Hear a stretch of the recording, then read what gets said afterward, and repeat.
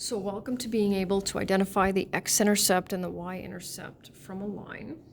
So first thing we'll kind of take a look at is that every single line that has a slope besides a slope of 0, which we know is a horizontal line, or an undefined slope, which we know is a vertical line, will eventually, at some point, cross the x and the y-axis.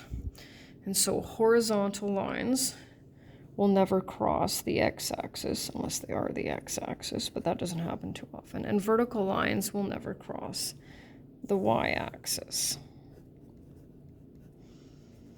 So the x-intercept is the value, and for the most part in our case, we're going to go with the ordered pair, where the line crosses the x-axis, and those come in handy for multiple reasons. The y-intercept is where the line crosses the y-axis.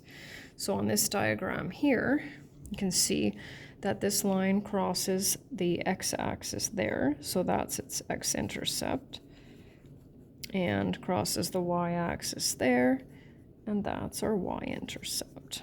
And so kind of similar to slope, we'll be looking at how we can figure that out from the graph as well as the equation.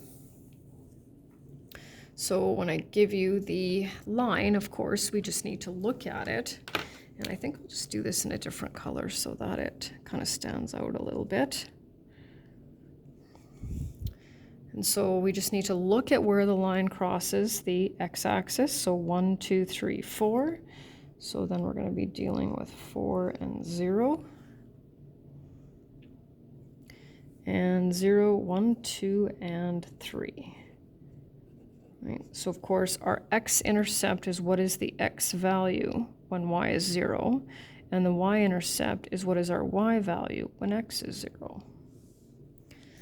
I might as well just go down to the bottom here, so hopefully you can see that. So the x-intercept is 4 and 0, and the y-intercept is 0 and 3. The exact same line. Okay, moving on to this one. So here, I have this one. So when the intercepts, let's just say, don't fall on integers, we're going to assume that they're halves. And in Foundations and Pre-Calculus 10, we want to keep our answers in fraction form, simplified, of course, improper where necessary. So this one's going to be -1/2, 0, and the y-intercept is going to be 0 and 1. And when we're dealing with a vertical line, we can see that it crosses the x-axis at -4 and 0. And of course, the y-axis is over here. It is clearly parallel to the y-axis. It will never cross it, so therefore there is no y-intercept.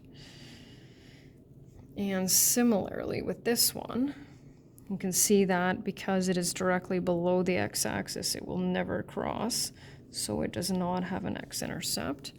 And for y-intercept, it crosses at 0 and -1. And that's it.